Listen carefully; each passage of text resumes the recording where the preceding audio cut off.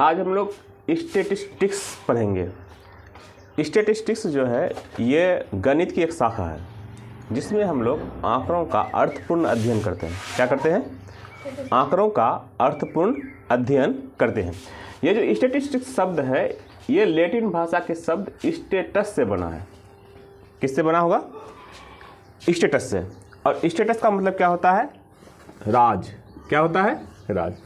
ऐसा माना जाता है कि ये जो स्टैटिस्टिक्स है इसकी उत्पत्ति राज्य के कामकाज के लिए डाटा को संकलित करने से हुआ होगा। क्या हुआ होगा? राज्य के कामकाजों के लिए डाटा को संकलित करने के लिए हुआ होगा। समझ में आई बात? नहीं। स्टैटिस्टिक्स क्या है? तो जिसे हम लोग मैथ पढ़ते हैं ना, मैथ में बहुत सारी ब्रांचेज हैं, शाखाएं हैं। मैथ में बहुत सारी शाखाएं हैं, जैसे अलजेब्रा है जिसको हम लोग क्या बोलते हैं? बीजगणित बोलते हैं। मेंसुरेशन है ना?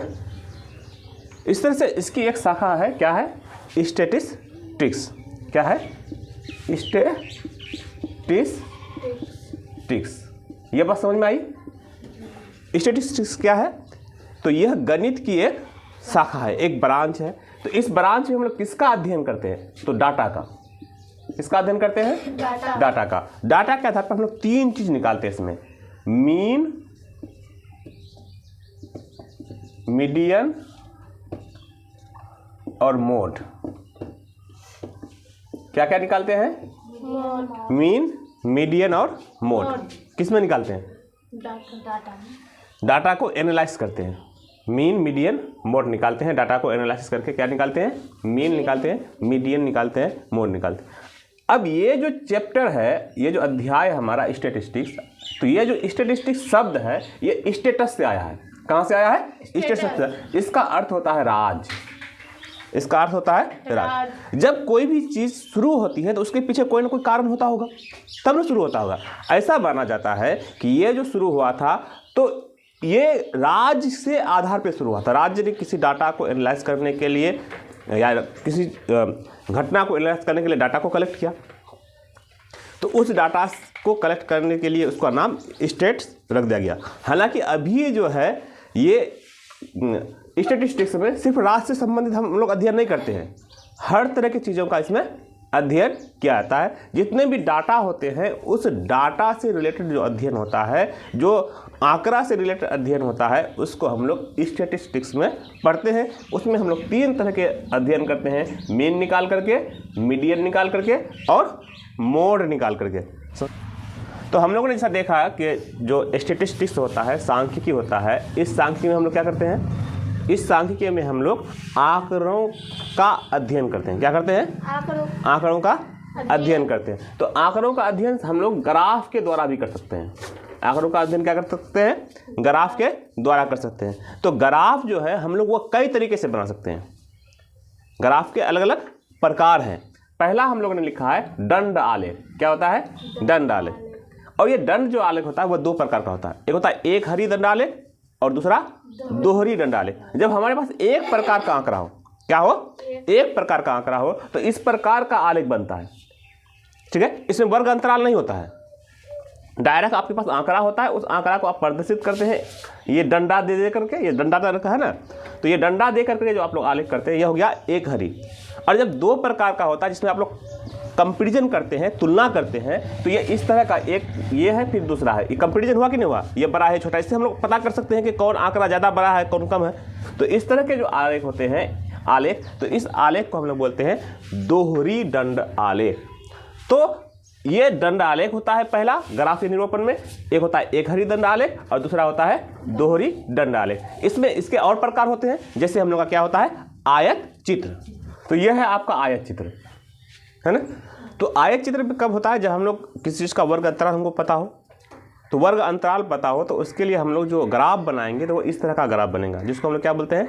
आयत चित्र। जिसमें आप देखिएगा तो हर एक जो ये आयत की तरह बना हुआ है ना, ये किसकी तरह बना हुआ है? आयत की तरह। इसमें लंबाई है और चौड़ाई है, जो चौड़ाई आपस में समान है, लंबाई आपस में समान है। तो ये जो इस तरह का जो ग्राफ बनता है, जो आपस में सटा हुआ है, आपस में क्या है, सब सटा हुआ है ना, तो ये आपका क्या है? आयत चित्र है।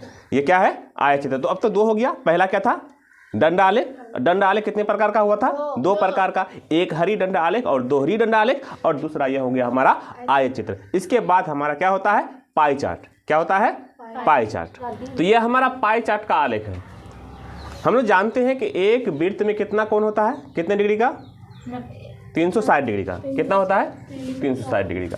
जो हमारा आंकड़ा है, डाटा है, उससे हम लोग केंद्रीय कोण का मान निकालते हैं कि इस जो आंकड़ा है, इस आंकड़े से जो हम 360 डिग्री का एक वृत्त बनाएंगे, उस वृत्त में कितने डिग्री का कोण होगा। फिर उसको हम लोग एक वृत्त बना करके उस कोण में उसका मान डाल देते हैं। ठीक है। और ये जो मान होगा, ये सब जोड़ के कितना होगा? 360 डिग्री बनेगा, क्योंकि एक वृत्त में 360 का कोण होता ही है। और सारे आंकड़े का हम लोग मान निकाल लेते हैं, और मान निकालने के बाद सबका केंद्रीय कोण निकाल लेते हैं। सबका केंद्रीय कोण निकालने के बाद हम लोग क्या बनाते हैं? पाई चार्ट बनाते हैं। क्या बनाते हैं? Pie chart. चौथा हमारा था बारंबारता बहुभुज। क्या था? बारंबारता बहुभुज। इसमें हम लोग क्या था? वर्ग अंतराल अगर होता था तो वर्ग अंतराल में हम लोग क्या निकालते थे? एम भी निकालते थे। वर्ग अंतराल के बाद क्या निकालते थे? एम भी निकालते थे। एम भी कैसे निकालते थे? तो दोनों जो सी आई का हमारा जो निम्न परिसर उच्च परिसर है, दोनों को क्या करते थे? जोड़ते थे, और जोड़ करके 2 से भाग देते थे। और एम भी निकालने के बाद यहाँ हम लोग एम भी लिखते थे, और इधर हम लोग क्या लिखते थे? बारंबारता। और इसके हिसाब से मिलान करते थे और इस तरह का आलेख बनाते थे। तो ये हम लोग का क्या कहलाता था? बारंबारता बहुभुज। तो इस तरह से हम लोगों ने देखा कि हम लोग जो ग्राफ बनाते थे, तो ग्राफ बनाने में हम लोग जो है 4 प्रकार के ग्राफ बनाते थे। क्या क्या बनाते थे? 1 नंबर हम लोग बनाते थे दंड आलेख। क्या बनाते थे? दंड आलेख। दंड आलेख कितने प्रकार का बनाते थे? तो 2 प्रकार का। एक होता था एक हरी और दूसरा दोहरी। दूसरा क्या होता था? दोहरी। दूसरा हम लोगों ने क्या बनाया था? आयत चित्र। तीसरा हम लोगों ने क्या बनाया था?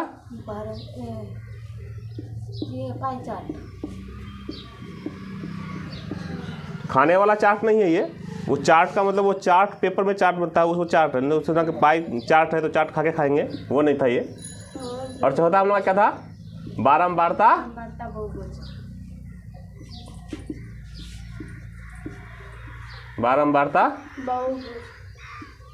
बहुभुज।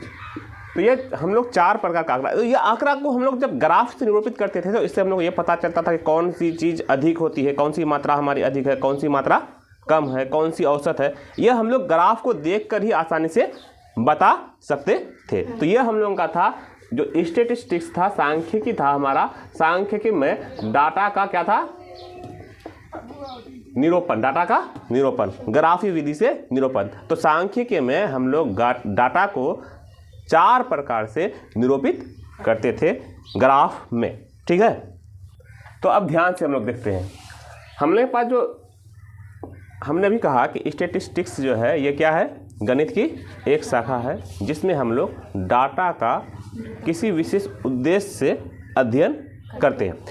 तो इस उद्देश्य से हम लोग उसमें क्या क्या निकालते हैं? मीन, मीडियन और मोड। माध्यक और बहुलक। माध्यिका और बहुलक। तो आज हम लोग मीन के बारे में पढ़ेंगे। किसके बारे में पढ़ेंगे? मीन। मीन का मतलब हो गया माध्य। माध्य को हम लोग औसत भी कर सकते हैं। क्या? औसत। क्या कर सकते हैं? औसत। औसत क्या होता है?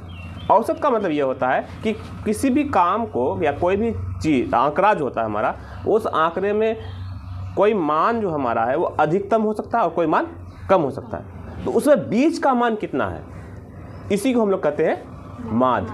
एग्जाम्पल के तौर पर तुम लोग 5 आदमी मार्केट गए और उसमें से किसी ने 5 रसगुल्ला खाया, किसी ने 4 रसगुल्ला खाया, किसी ने 3 रसगुल्ला खाया, किसी ने 6 रसगुल्ला खाया,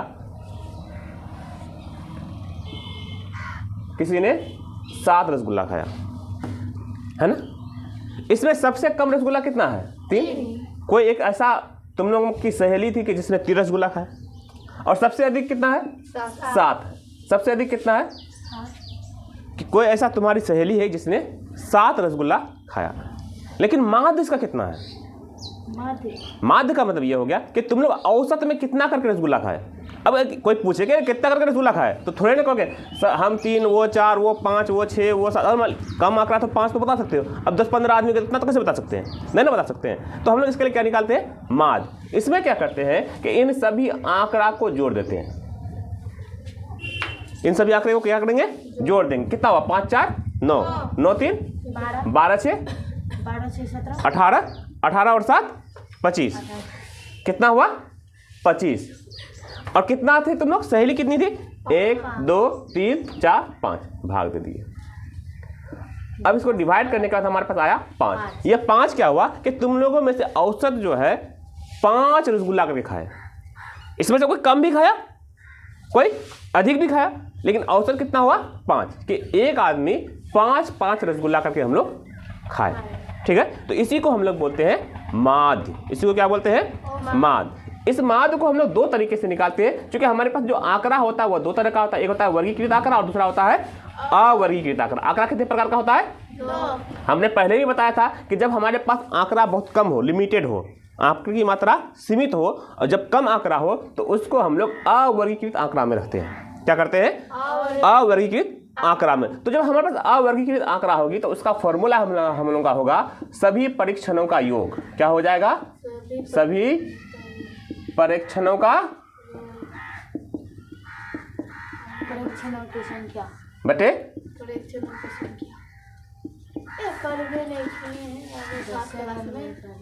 परीक्षणों की संख्या।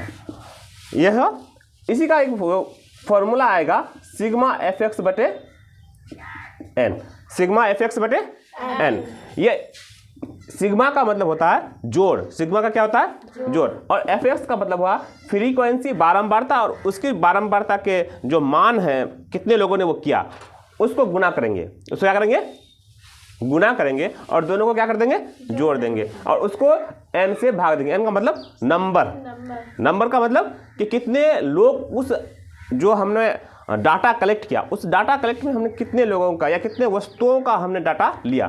जितने वस्तुओं का या जितने लोगों का डाटा लिया तो वो हमारा क्या हो जाएगा? नंबर हो जाएगा। तो यह हमारा है माध्य निकालने का तरीका। अब हम लोग एक माध्य निकाल के देखते हैं। क्वेश्चन को सोल्व करने से पहले ये क्वेश्चन को जानना बहुत जरूरी है। जैसे यहाँ पर एक आपके पास उदाहरण है कि एक टीम ने फुटबॉल के 10 मैचों में गोल किए।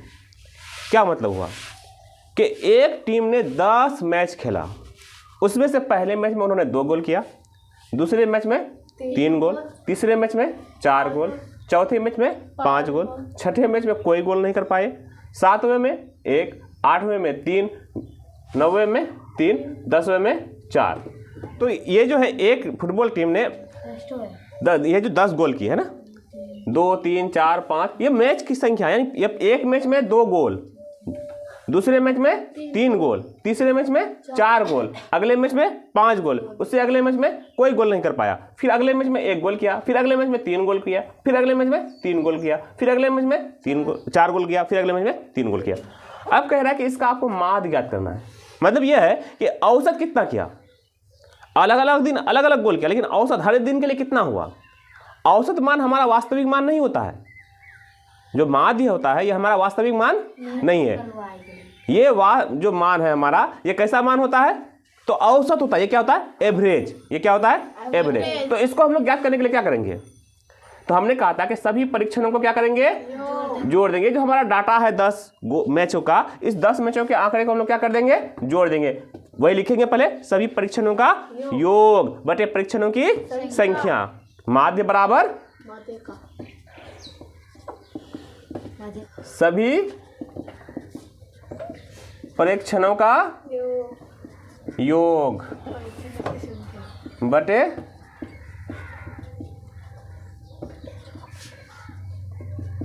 परीक्षणों की संख्या, है ना। अब सबका वैल्यू जोड़ो। तो कौन कौन है? 2 जोड़ 3 जोड़ 4 जोड़ 5 जोड़ 0 जोड़ 1 जोड़ 3 जोड़ 3 जोड़ 4 जोड़ 3 बटे कितना होगा? जितना मैच हुआ था 10 मैच, 10। 3 2 6, 6 4 10, 10 5 15, 15 1 16, 16 3 19, 3 22, 4 26 और 3 29, ये ना हुआ।